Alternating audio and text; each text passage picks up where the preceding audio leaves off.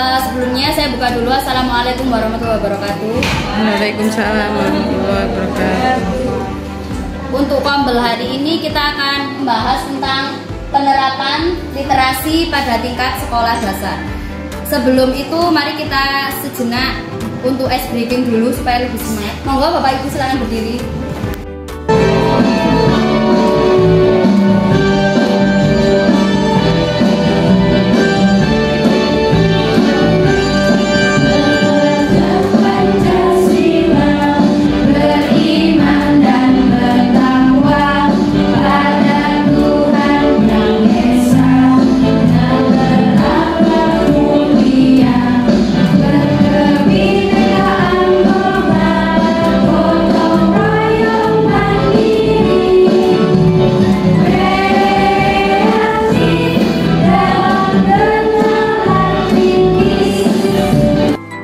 Kembali kepada materi Kombel hari ini, yakni penerapan literasi pada tingkat sekolah dasar. Untuk literasi sendiri, menurut saya semua kelas pasti punya masalah dengan literasi.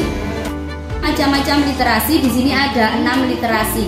Yang pertama literasi baca tulis, literasi numerasi, literasi sains, literasi digital, literasi finansial, dan literasi budaya dan kewargaan.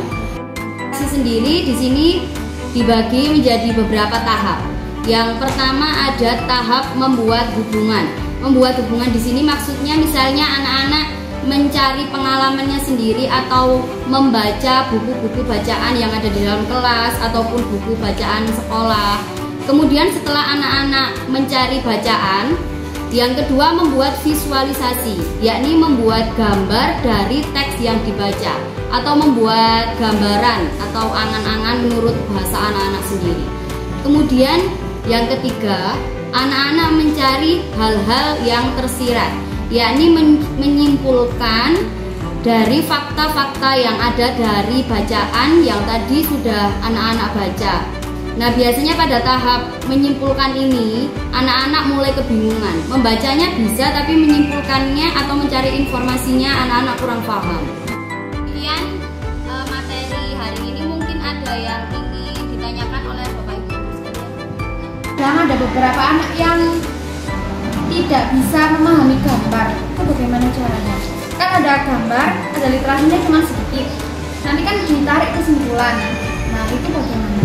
Untuk caranya.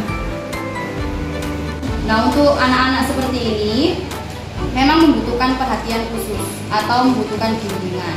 Mungkin bisa apa itu istilahnya?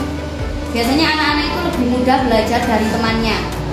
Nah, itu mungkin bisa digandengkan dengan temannya yang bisa merangkul anak yang kurang paham ini.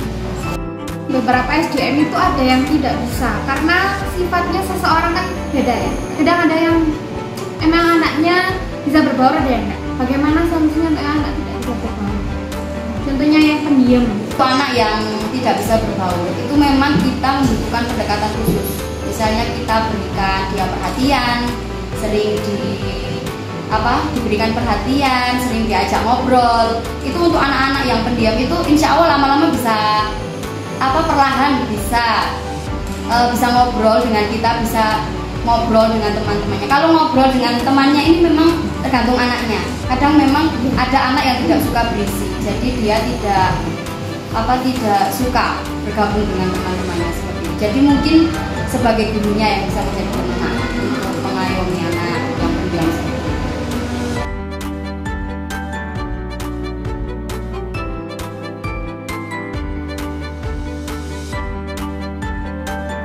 Hasil kerja dari kelompok 1 tentang analisis implementasi untuk kelas 3. Di sini kita menggunakan pojok baca.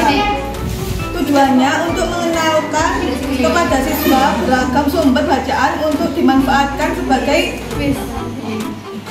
media sumber belajar, serta kegiatan pojok baca dilakukan ketika membutuhkan media baca atau sumber bacaan.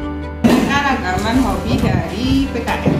Tujuannya adalah peserta didik dapat mendeskripsikan gambar yang disajikan terkait hobi. Untuk alat dan bahannya yaitu flashcard keanekaragaman hobi.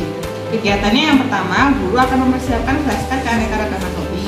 Selanjutnya, guru melakukan diskusi tanya jawab kepada siswa terkait keanekaragaman hobi. Selanjutnya, guru akan menampilkan flashcard keanekaragaman hobi. Yang terakhir, guru menunjuk siswa secara acak untuk mendeskripsikan gambar profesi dalam flashcard. Pertama, siswa membaca buku cerita satu persatu. Yang kedua, siswa mengidentifikasi unsur interesik dalam cerita. Yang ketiga, siswa menulis di buku tulis. Yang keempat, siswa menyimak video cerita rakyat. Yang terakhir, siswa menyebutkan unsur interesik secara lisan. Untuk Kombel hari ini kurang lebihnya kami mohon maaf. Wassalamualaikum warahmatullahi wabarakatuh.